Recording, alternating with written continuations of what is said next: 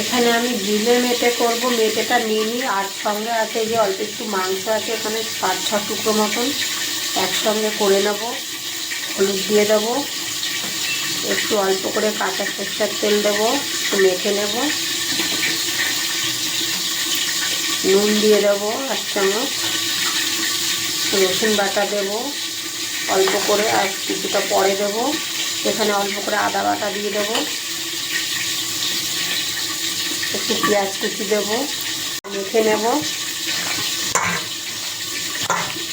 মাংস আর গিলে আমি 5-6 টুকরো মাংস আছে, সঙ্গে গিলে একসঙ্গে আমি করে নিচ্ছি।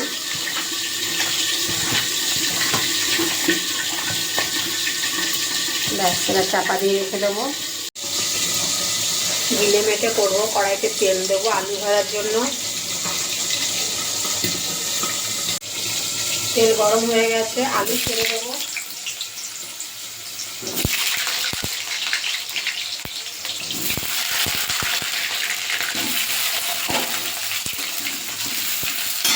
আলুতে অল্প নুন হলুদ দিয়ে ভেজে নেব।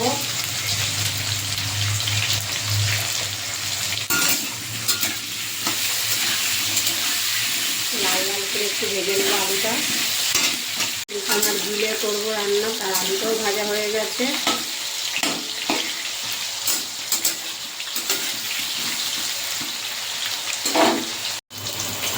আলু ভাজা হয়ে গেছে, তুলে নেব।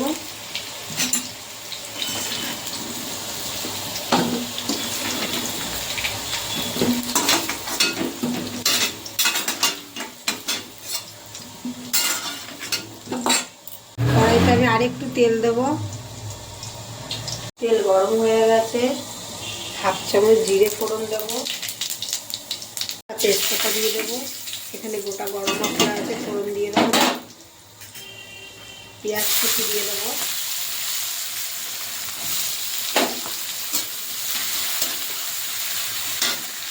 আর একটু পেঁয়াজ দেবো।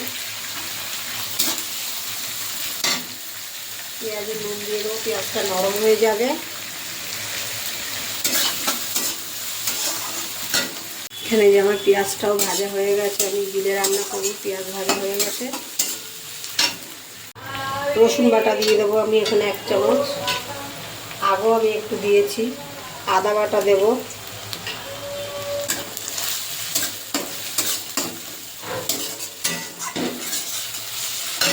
টমেটো কুচি দিয়ে দেবো,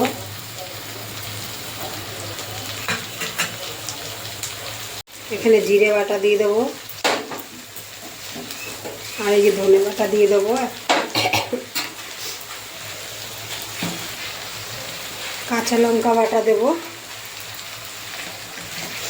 আর একটু দেব।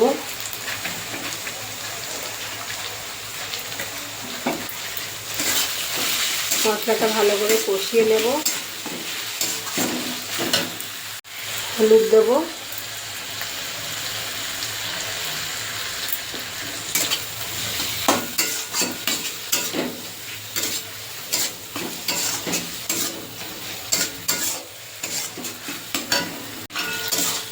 এই যে মশলা কষিয়েছি আমি। এবার এখানে এই গিলেটা অল্প মাংসটা আছে ঢেলে দেবো। এবার এটা ভালো করে কষিয়ে নেব।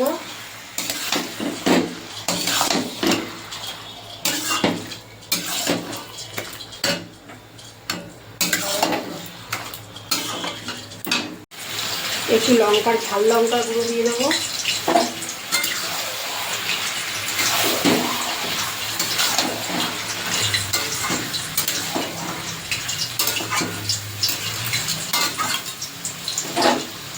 চাপা দিয়ে দেবো। এবার আমি এখানে 1 চামচ কাশ্মীরি লঙ্কার গুঁড়ো দেবো রঙের জন্য। ভালো করে এটা আস্তে আস্তে আমি কষিয়ে নেব।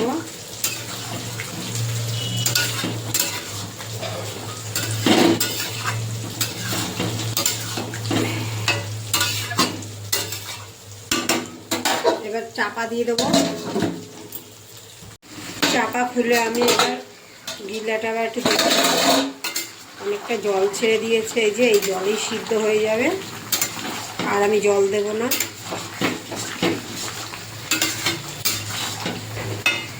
দিয়ে।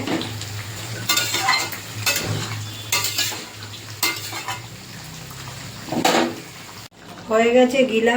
এই যে আমি গিলা কষা করেছি, একটু গরম মশলার গুঁড়ো দিয়ে এবার নামিয়ে দেবো।